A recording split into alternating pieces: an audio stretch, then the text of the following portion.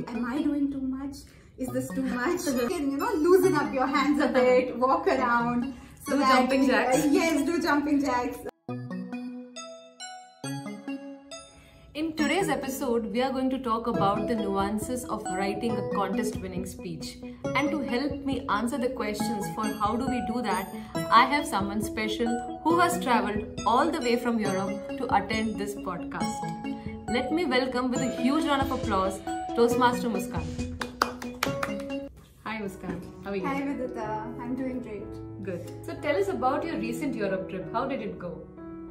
It went well. I am still tanned and exhausted from the trip, but we did travel across 5 countries with my family, and it was an enriching experience to witness so many different cultures and cities and different time zones and temperatures. So everything was very eye-opening for us. Wonderful. And I think I would be waiting to hear the stories of this trip in our next speeches, so I would be definitely looking forward to it. There are many stories.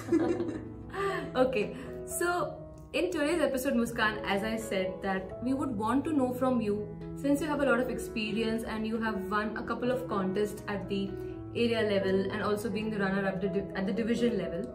So I want my audience who's listening and who might face, who might struggle to sit and write a speech, to find a topic, to put everything cohesively and present onto a stage.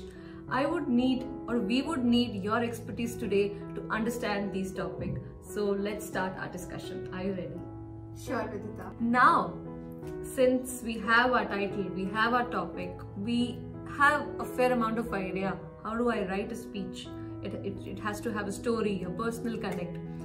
Everything is ready on paper. And now I have to deliver it. So how do you actually prepare before you go onto that stage and win championships? So please throw some light on it. Sure. I think 50% preparedness comes from what you write as your speech. So that is just 50% of it. The remainder 50% is based on rewriting, revising, and delivering your speech over and over again. So you're still left to do a considerable amount of work even after you've written your speech and learned it. Because once you deliver, you will find many places where you could word it differently because it does not seem natural when you're delivering it. Yeah. Also, it is very important to practice delivery in front of as many people as possible. Because there's a stark difference between how you perform when you practice alone and how you perform in front of others. Because in front of others, you suddenly become very conscious of all your gestures and your words, and you start feeling, am I doing too much? Is this too much? Or am I saying this well? You become conscious of your content as well. You become too judgmental about your own appearance and everything else. Exactly, because we are our worst critics. So this inhibition of yours will be shed once you start practicing your speech in front of different types of audiences. So you can start with your teammates, with your friends, with your peers, colleagues, whoever lives with you at home. Wherever you're able to gather a bunch of people and ask them for feedback. So this will really help you. Also, it really helps to have a mentor in your Toastmasters journey. I was really lucky to have many such mentors here in my club, Vidita, Vidushi and Navneet, many such people who helped me in my journey. So practicing is key. Okay, but when you do not have anyone around, and since the topic is magic mirror on the wall, I would want to ask you, did you practice in front of a mirror when you were alone too? Definitely, I always practice in front of the mirror because you're able to look at yourself and you're able to tweak your gestures and your expressions when you're looking into a mirror. And it gives you confidence also because now you know how your audience is going to perceive you and how you will look in front of the audience. But when we are actually standing in the queue before our name is being called onto the stage, we are nervous, but obvious. So any last minute tips for calming our nerves on the D-Day? Yes, I did spend a considerable amount of time working on this aspect as well.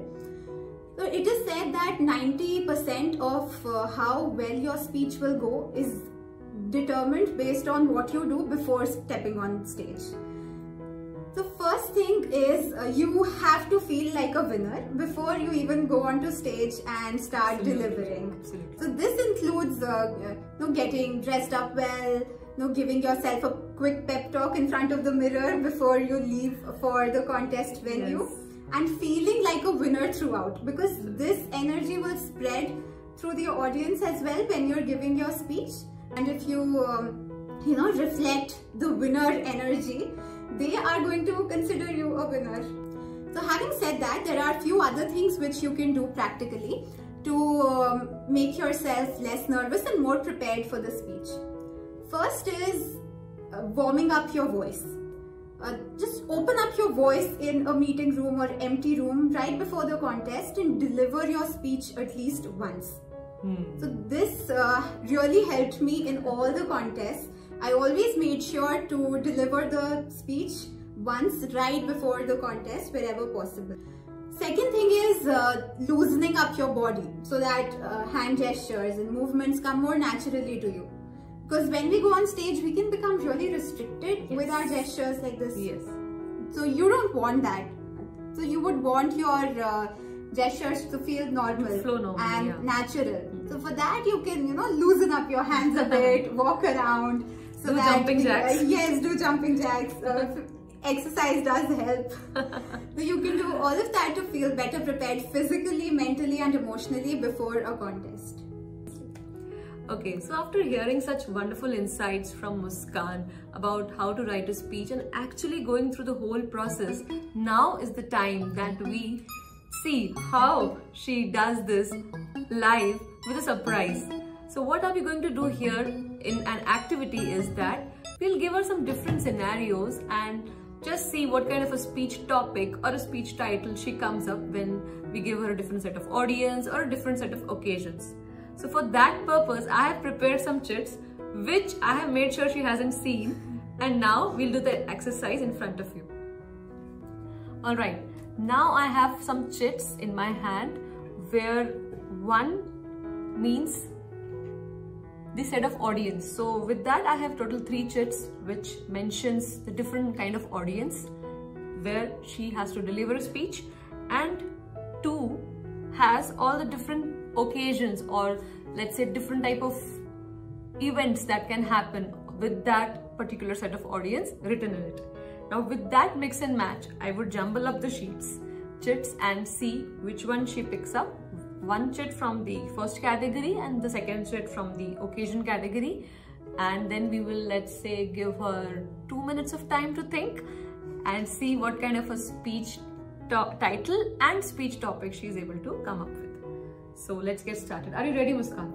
Yes, you have been very secretive about this up till now. Yeah, let's begin. Please pick one from one.